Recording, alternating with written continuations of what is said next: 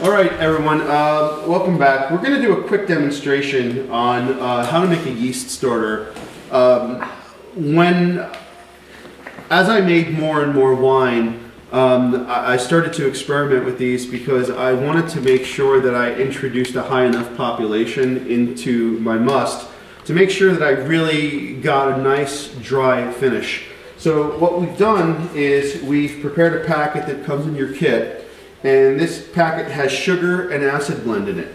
So, and it's engineered so it is exactly the right amount of sugar and the right amount of acid blend where it simulates what is going to be in your grape juice. And it's important that you maintain a similar environment in your starter that you're going to have in your grape juice, because that pretty much shocks the wine, right, Matt? That's absolutely correct. Yeah. And yeast starters are more prevalent in our beer makers because they want to really start fermentation with a big yeast population. But winemakers actually benefit from it as well. Yes. When you increase that cell population from just that minimum cell count you get from a pack of yeast into millions of yeast cells, you really get fermentation going really good. Yeah.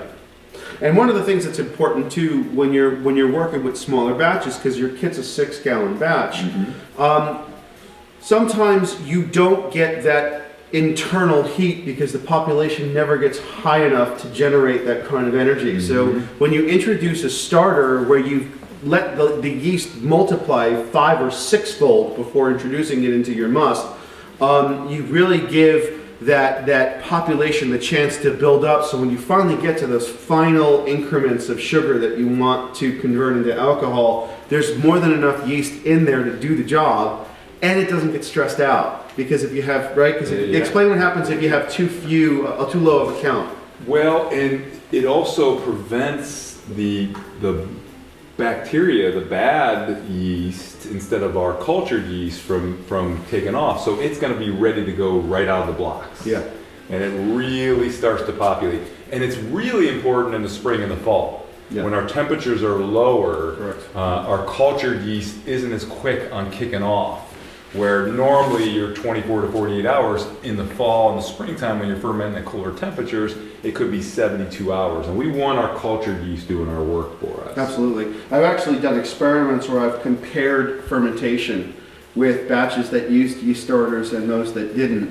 And I reached full-blown fermentation in half the amount of time. And you finish out completely dry. Completely dry. You're not hovering at that right around 1 on your specific gravity. You're down in that 992 to 996. Correct. And one of the things I found too as a winemaker, and this is where we'll get into this in other videos when you're talking about temperature, but the most dangerous period for your wine is that point where you start to get down to those really small quantities of sugar. Because as the yeast goes, it gets more and more, it gets tired. It gets lazy. It gets lazy. Exactly correct. You're pushing the envelope.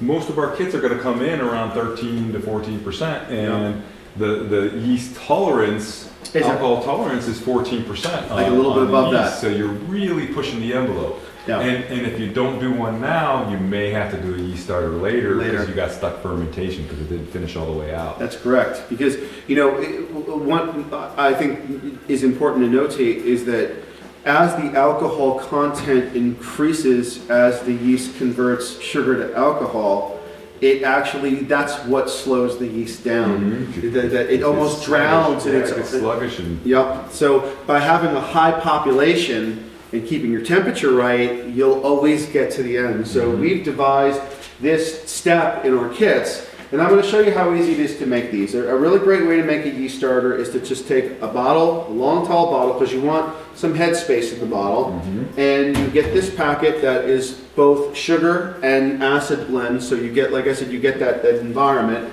And if you're going to buy a beaker, or a cylinder to test your sugar levels when you check your bricks, get the ones that have the measurements on them so you can actually say, like, this is exactly 8 ounces. This is 8 ounces of water, and that's what these starters are designed for.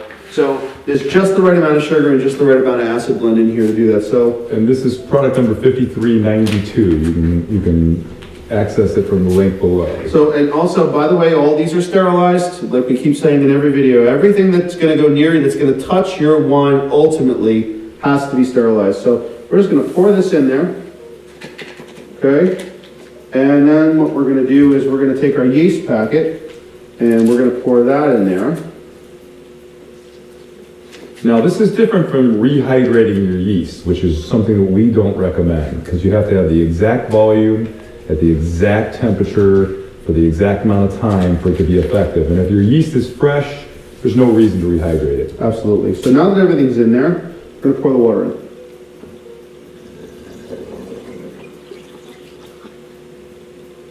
And that's it.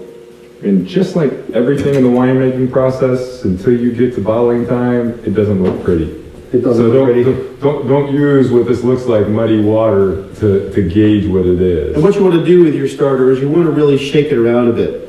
You get that mixed up, get some of that sugar dissolved. And get some oxygen in there. Exactly. Because oxygen is our friend during fermentation. Correct. So, you know, and if you notice, you got all this headspace in the bottle here, that's going to be a good thing. Because once we mix all this up really well, you're going to get your sugars dissolved, you're going to get your acids dissolved, yeast is going to move around. And then what you're going to do is just let it sit, put it in a warm room. Like one of the things I recommend for a yeast starter is put it in a room. You can put it in the sun actually, you know, it's going to get, wherever you're going to get heat, because yeast likes warmth. Mm-hmm. All you have to do is just take a little piece of paper towel or something and just insert it into the top, just so it can breathe a little bit.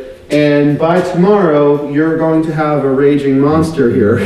In the next 24 to 48 hours, depending on your temperatures, you'll have a nice fermentation going. And once you see that going on, that means you're multiplying. Yeah. You have live yeast cells. They're not sleeping anymore. Yeah. And so when you put them into your batch, it's going to go to 24 hours is about the sweet spot, actually. I've never gone beyond 36, actually. Mm-hmm. So I would say, in my opinion, the window for pitching a yeast starter is between 18 and 30 hours.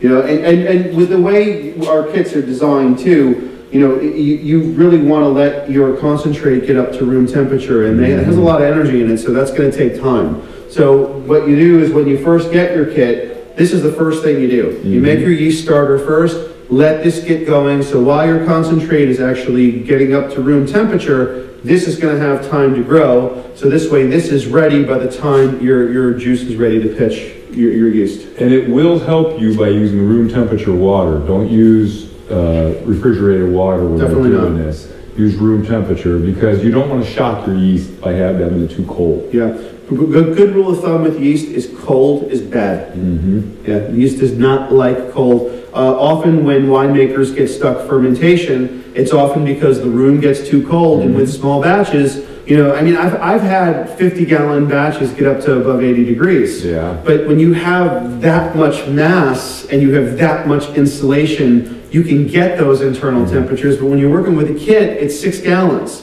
So you don't have that mass. So the yeast starter gives you the population, and as long as you're careful about your temperatures, you'll wind up with a good result every time.